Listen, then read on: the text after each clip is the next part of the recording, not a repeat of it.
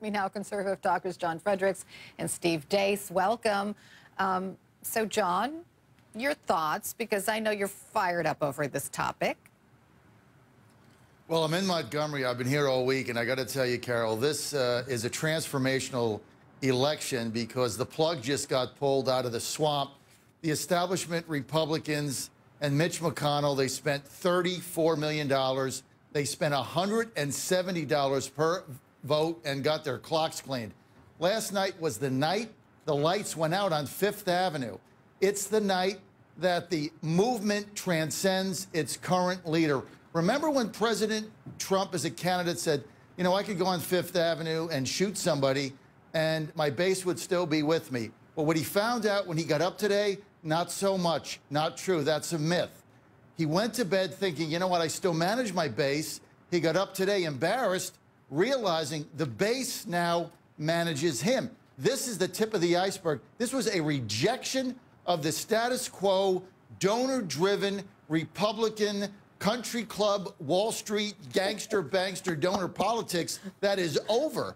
And you're going to see these kind of primary challenges, Carol, all over the place. It's the crack up of the GOP, and it's going to start a I gotta bring Steve in because my hair's starting to catch fire because John's so fiery about this. I'm fired up, Carol. You are fired up. So Steve, is this the death of establishment Republicans? Golly, I hope so. I hope everything John says is true. I agree with a lot of his analysis. I've known Judge Roy Moore for years. He's a friend of mine. I think what's not being talked about enough in this race is this is a guy that has had the highest name ID of any candidate. He's won 2 statewide elections. They elect judges in Alabama. He's been elected by popular vote in 2 hotly contested Chief Justice elections. So if further would-be insurgents want to borrow this model going forward, Carol, number one thing they've got to do, they need a candidate with high name ID. What happened to Mo Brooks is when McConnell dumped all that money on him, Mo Brooks did not have the statewide name ID to withstand that air war. Judge Roy Moore did. So I've been involved in a lot of these primaries around the country, and the first rule that we need to learn from this is we need a candidate that already has a high regard with the voters, which Judge Roy Moore had going into this race. And so John, the RNC, does it even matter? Isn't Steve Bannon more powerful? I mean, you could argue that. The people are more powerful than anything else. This is a working man's revolution. You know, I spent the night, the past couple days and the night at the Roy Moore campaign. There was 250 people there last night. These were working people. They came home from work. They had overalls on. They had T-shirts on.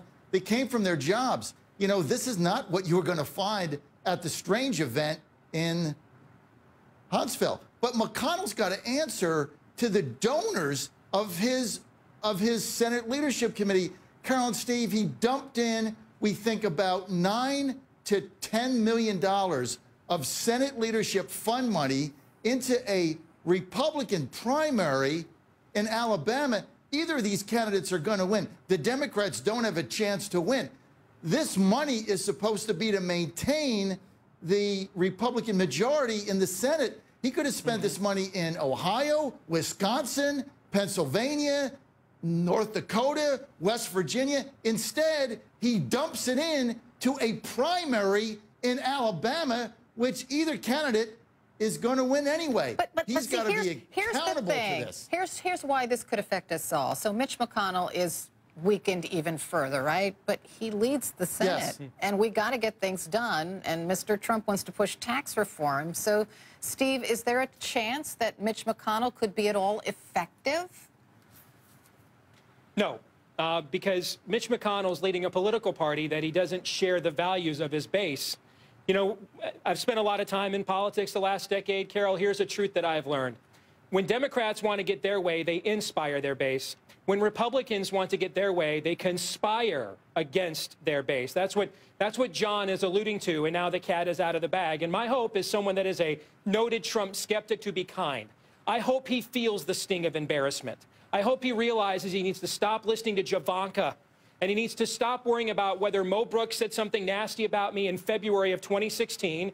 He needs to understand that he doesn't control his base. His base is what's driving him. His base is not the caricature of the shows that he sits around watching on cable news all day. And he better put at least one cotton-picking conservative in the West Wing who can actually give him some advice, who's actually tied into what's going on the ground, because it's pretty clear that the president thinks his base is what's portrayed on cable news every bit as much as cable news does. Well, but John, Mr. Trump is unloading people like Steve Bannon. Well, look, Carol, there is a God, because finally Steve Deese and I agree on something. So I'm really excited about that. Steve, you absolutely nailed it. I mean, they try to conspire and buy votes. They spent $170 per vote in Alabama. I mean, it's an unconscionable number. They got their clocks cleaned. But look, I think the president, he's embarrassed. He's going to get up today and say to himself, you know what? I threw in with the swamp. I went with Reince Priebus. I went with Ryan. I went with McConnell. I went with all of these swamp people. They kept telling me this is how you have to govern. Here's what I found out after 9 months. I haven't gotten a darn thing done. I've been embarrassed. I'm surrounded by people who have no idea what is going on in America, and I better change it, and I better change it fast. All right, I have to leave it there, although I've immensely enjoyed it. Thanks to both of you, John Fredericks, Steve Deese.